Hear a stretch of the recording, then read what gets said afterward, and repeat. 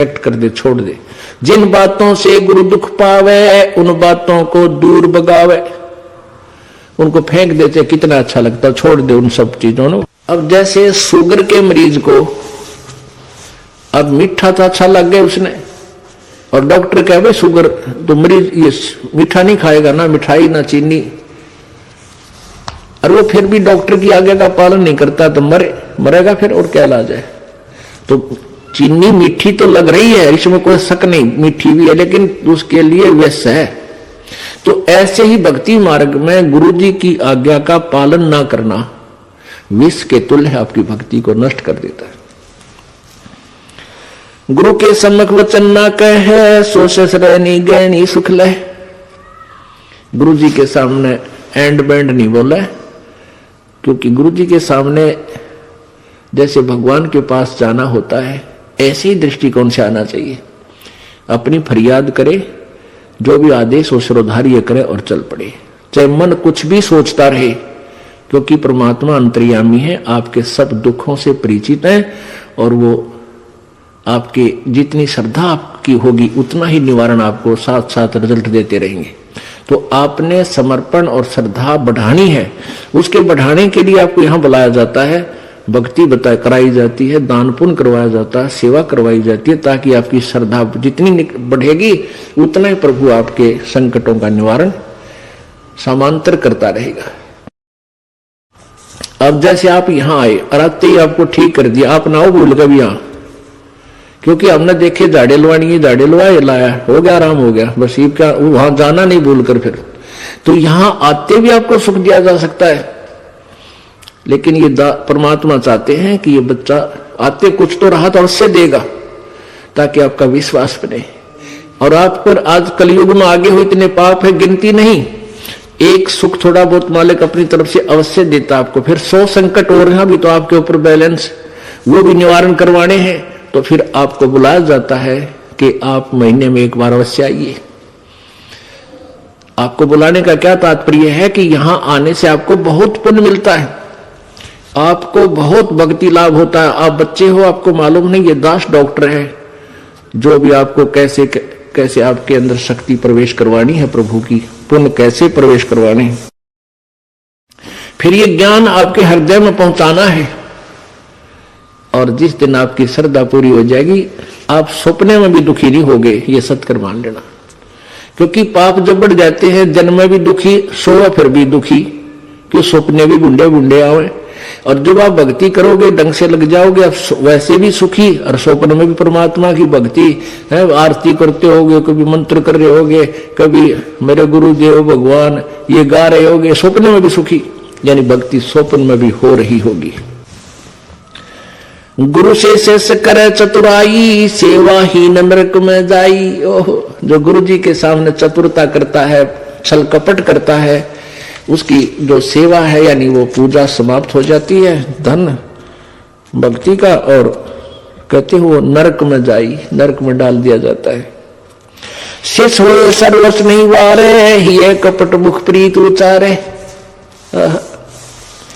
शेष होके और समर्पण नहीं किया तो क्या काय का भगत वो, और हिये कपट मुख प्रीत उचारे। अंदर तो दोष है, ऊपर तो मीठा बोला, ये भगवान को पसंद नहीं। सो जीव कैसे लोक सिधाई, बिन गुरु मिले मोहे ना पाई। गुरु से कपट करे चतुराई, सोहन सा भव भर में आई। गुरु से कपट शेष जो राखे, यमराज जाके मुगदर चाखे। गुरु जो जन गुरु की निंदा करही, शुक्र समान गर्भ में पढ़ही। गुरु की निंदा सुने जो काना, ताको निश्चय नरक निदाना। अपने मुख निंदा जो करही, परिवार सहित नरक में पढ़ही। अपने आप क्या बताते हैं परमात्मा के, अपने गुरुजी की निंदा यदि कोई कर रहा है तो भी आपने सुननी नहीं चाहिए। यदि गुरु की निंदा सुने जो काना, ताको निश्चय नरक निदाना। जिसने गुरुजी की निंदा कान से भी सुन ली किसी नालायक ने, कहते हैं तो भी तू नरक में जाएगा, तेरा नाम खंड हो जाएगा। अब यहां समस्या एक आती है कि जैसे कोई व्यक्ति है निकम्मा, वो बुराई कर रहा है गुरुजी की, आप बैठे हो, ट्रेन में बैठे हो, बस में बैठे हो, या कहीं ऐसे स्थल पर बैठे हो, और वो चलो ऐसे वैसे स्थान पर हो तो उठकर चला जा, आदमी इतना तो कर ही सकता है, लेकिन बस में बैठे हैं, ट्रेन में बैठे हैं, काफी लंबा सफर है, और वो कोई निंदा कर रहा है और आप सुन रहे हो, तो आपके मन में शंका होगी कि मेरा तो नाम खंड हो जाएगा। नहीं होगा। क्यों नहीं होगा? क्योंकि सुनने का अर्थ ये है जैसे कोई आपके गुरुजी की बुराई कर रहा है, आप सुन रहे हो, लेकिन आपके हृदय में वो नहीं समा रही है कि वो सच ठीक कह रहा है। आपका मन ये कह रहा है ये अनजान व्यक्ति है, इसको पता नहीं, ये वैसे ही कह रहा है। आपके हृदय में उसके हाँ में हाँ नहीं बनी, तो आपने सुनकर भी नहीं सुनी। ये इनमें बहुत अंतर होता है एक एक बात में। और यदि आप उसके कहने से आपके हृदय में ऐसा आ गया, हो सकता है हमारे गुरुजी ने ऐसा गलत काम कर ही दिया हो, तो आपने सुन ली, वो सुन ली, और आपके मन में स्वप्न में भी नहीं आए कि ये जो कह रहा सच्ची हो सकती है, तो आपने नहीं सुनी, तो आपको दोष नहीं।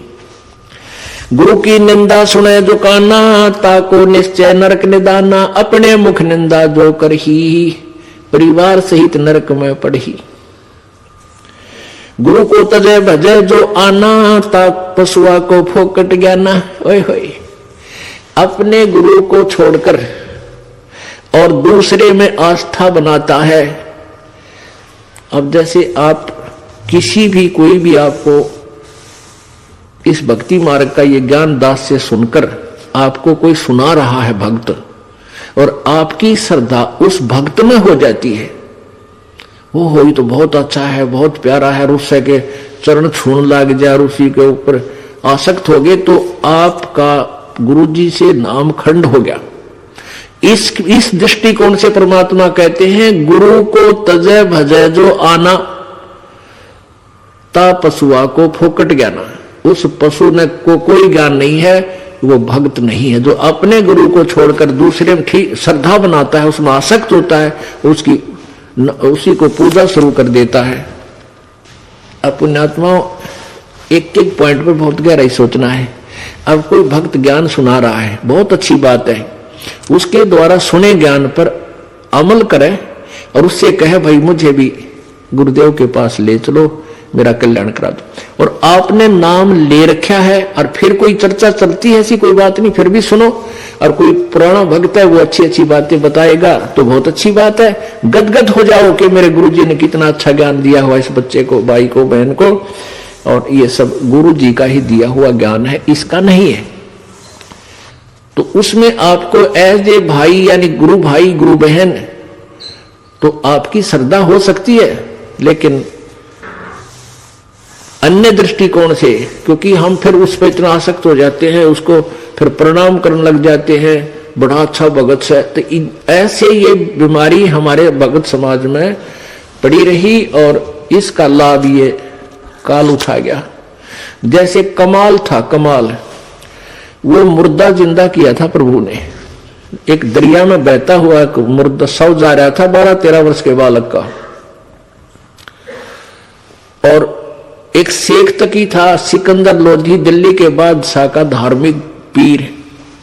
वो कबीर जी से ईर्षा करता था और कबीर परमेश्वर जी की कृपा से सिकंदर लोधी दिल्ली के सम्राट का असाध्य रोग दूर हो गया था, जो शेख तकी से भी नहीं हुआ था, किसी से भी नहीं हुआ था। जिस कारण से सिकंदर लोधी की आस्था कबीर जी में घनी हो गई थी। और वो जो पहले वाला जो वो परमानेंट उसका गुरु था धार्मिक मजहब की तरफ से, वो शेख तकी था। तो शेख तकी ने जब देखा कि कबीर जी में, मेरे सम्राट की, मेरे शिष्य की कबीर जी में ज्यादा श्रद्धा होगी है, तो ईर्षा करने लग गया कबीर जी से। उसको नीचा दिखाने की चेष्टा में उसने कहा कि राजा या तो तू बाज आ जा, और नहीं तो मैं, तो काफिर को गुरु बना लिया तूने, एक हिंदू को गुरु बना लिया, मैं तेरी पूरे मुसलमान समाज में तेरे बारे में बताऊंगा और सबको तेरे विरोधी कर दूंगा। अब राजा चिंतित हो गया कहीं तेरे राज को खतरा ना हो जाए। तो परमात्मा के सामने उसने अपनी प्रार्थना रखी। कबीर जी ने कहा भी ठीक है। तो शेख तकी ने क्या शर्त रख दी कि मैं जब इसको मानूंगा ये भगवान है, अल्लाह का नबी है, कोई मुर्दे को जीवित कर दे। तो परमात्मा ने जो अपने भगत की टेंशन दूर करनी थी सिकंदर लोधी की, तुरंत कर दी। जिस दरिया के किनारे वो खड़े थे वहीं पर एक मुर्दा बच्चे का शव बहता हुआ आ गया। कुछ कबीले ऐसे होते हैं, ना तो वो गाड़ते जमीन में, ना सभा करते, वो जल प्रवाह कर देते हैं। मृत्यु होने के बाद के पशु जीव जंतु इसके शरीर का मांस खाकर दुआ देंगे। ऐसे सुसज्जित एक बना करके प्लेटफार्म सा, फ्लोट सा, एक घास फूस का जो तैरता रहे ऐसा बना देते हैं, बेड़ा सा, उसके ऊपर शव को लुटाकर और चलता कर देते। तो उसी समय वो लड़के का शव आ गया। परमेश्वर कबीर जी ने अपनी शक्ति से उसको जीवित कर दिया था। तो सभी ने कहा कमाल कर दिया, कमाल कर दिया। उसका नाम कमाल रख दिया और उस बच्चे को अपने साथ अपने बालक रूप में, शिष्य रूप में रख लिया। अब वो युवा बालक हो गया। कुछ दिनों के बाद 10-15 साल में 20-25 वर्ष की आयु का हो गया।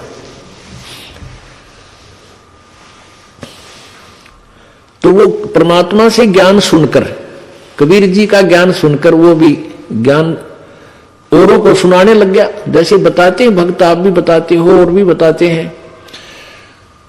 अब जवान लड़का था, अच्छी आवाज थी, बढ़िया गला था, परमात्मा की वाणी गा गा के इतने सुरीले ढंग से सुनावे।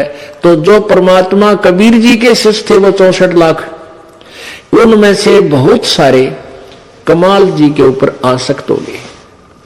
ओहो कमाल तो भाई कमाल है, तेरा नाम भी कमाल, तेरा काम भी कमाल, और भाई तो गुरु जी से भी बढ़कर हो गया। ओहो आप तो गुरु जी से भी अच्छी जो है ना ज्ञान सुनाते हो। अब इस बात से वो कमाल फूल गया, वो यानी उसमें अभिमान छा गया। और कबीर जी परमात्मा उसको बार बार धिक्कारते थे, उसको धमकाते थे कि निकम्मे तू अपना कर्म बना ले और प्रभु मत बनाए। लेकिन ये प्रभुता की भूख इतनी बुरी होती है, जीव नरक जाना स्वीकार कर लेगा, प्रभुता छूटे नहीं। कहते हैं राज तजना सहज है, सहज त्रिया का नेह, और मान बढ़ाई ईर्षा दुर्लभ तजनाई। और जब तक ये नहीं तजे जाएंगे इतना भगवान नहीं मिले। तो हम निकले भगवान के लिए, हमें पता है मनुष्य जीवन मिला भगवान प्राप्ति के लिए, और फिर उसमें कोई वस्तु बाधा उसने फेंक दे तुरंत तोड़ के, उसको एक तरफ फेंके तो भगवान मिले। लेकिन उस कमाल ने परमात्मा के आदेश का पालन किया नहीं, तो प्रभु ने उसको धमका दिया। वो वहां से निकलकर परमात्मा से रुष्ट होकर, अक्षुब्ध होकर, खिन्न होकर के वहां से निकल गया और जाके कहीं दूर देश स्थान पर रहने लगा, जहां के वो नालायक भक्त गुरुजी के शिष्य उसको चाहते थे, वहीं चला गया, वहां रहने लग गया। अब वहां रहा, उसने एक छोटा सा आश्रम बना लिया। अब पुण्यात्मा समर्थ जो कार्य करता है को जीव नहीं कर सकता। जैसा कल उदाहरण दिया था कि जैसे वायु बहुत लंबी चौड़ी है, बहुत ज्यादा था है, और उसमें से एक टायर में पंप से हवा भर भी ली, वो टायर ट्यूब में टायर में डालकर ट्रक में डाल दिया, ठीक है, वो काफी सहयोगी होगी वह हवा उसको, लेकिन वो तो सीमित है। ऐसे ही किसी भक्त ने, उस कमाल ने परमात्मा की कुछ दिन सेवा करके, दोनों नाम दिया, उसकी भक्ति करके कुछ शक्ति अवश्य होगी थी, लेकिन वो जीव ही था। और वो अनजान भक्त जो परमात्मा के शिष्य थे कबीर जी के, उस पर आसक्त हो गए। तो यहां बताते हैं गुरु को तजय भजय जो आना ता पशुआ को फोकट गया ना। जब कबीर खुद बालक बैठे और उस वो कमाल के टिंडे देगा उन्हें, कमाल की बात। यहीं से हम गिरते, सतर गिरता गिरता यहां आ लिए। हम सतलोक में इसी तरह गिरे थे। हम अपने भगवान को छोड़कर परमेश्वर कबीर जी सत्य पुरुष को, और ये ज्योति निरंजन काल वहां तपस्या कर रहा था एक टांग पर खड़ा होकर। हमने अपने भगवान से हृदय हटा के इसमें लगा लिया और इसका फल यो मिला। आज गधे कुत्ते सूअर 84 लाख योनियों में कितना कष्ट उठा रहे हम और फिर वही फिर दोहरा रहे हैं क्योंकि ज्ञान नहीं हमने। तो उसने क्या किया, कमाल ने वहां रहने लगा। अब जो भक्त परमात्मा के पास आते थे उनको सुख होया करता खूब। अब वो चेले बन गए कमाल के। अब 5-4 वर्ष तो उनके काम ठीक चले क्योंकि जो हैंडपंप से पानी उन्होंने ले लिया था वो जब तक चला उनकी पुण्य कमाई तब तक तो वो दुखी हुए नहीं। फिर कोई काम उनका होने लगा नहीं तो धीरे धीरे वो कमाल से भी हट गए। अब कमाल ने 5-4 और चेले रख रखे हुए अपने आश्रम में रख रहे तो वो कहने लगे गुरुजी यहां भगत तो आने ही बंद हो गए। तो उन्होंने कहा भाई यूं करे कि गुरुजी का जन्मदिन मनावांगे कल, जेठ की पूर्णमासी आ गई, सब न कह दे भाई कल जेठ उतरते की पूर्णमासी है और गुरुजी का प्रगट दिवस बनाएंगे और खीर ख्यार बनावांगे, भंडारा करेंगे। सभी गांव वालों दूध लाइयो, दूध पहुंचाना। अब पहले कोई समागम करता था तो गांव वाले खुश होकर दूध ले जाते थे और ठोक देते थे ड्राम के ड्राम। अब किसी का लाभ होया नहीं, सारे बयानवटी होगी, दूध रहा ना ढंगता तो सब कपटी हो गए। अब सब ने सोचा भी बखत से दूध डालावांगे और ना डाल कावांगे तो यू नाराज हो जाएगा, कदे शराब स्वरूप ना दे दे। कमाल है। और प्रत्येक के मन में, क्योंकि परमात्मा कबीर जी खेल खेलते हैं। अब वो जो भगत थे गांव वाले जो 50-60-100 जितने भी थे उन्होंने सबके मन में के दुर्भावना आ गई कि बखत तो उठ कर सबसे पहले मुंह अंधेरे जाऊंगा और दूध की जगह पानी का लोटा डालूंगा। किसने बेरा पट्टा है। अब सुबह सुबह लाग गई लाइन, अकमारा जी सत साहेब, कहा भाई सत साहेब आज दूध लाए है, डाल दो भाई वहां ड्राम में जो पहले कराया करते। अब कपड़ा उठावे और पानी तरड़ा डाले। गुरु जी ने महाराज जी ने पता लग जाएगा हाँ डाल रहा है, कुछ दूध डाल गया। एक आधे भगवान ने उसमें दो चार दूध भी डाल दिया होगा। कमाल बोला भाई आता दूध बहुत आ गया और बच्चों खीर बना लो।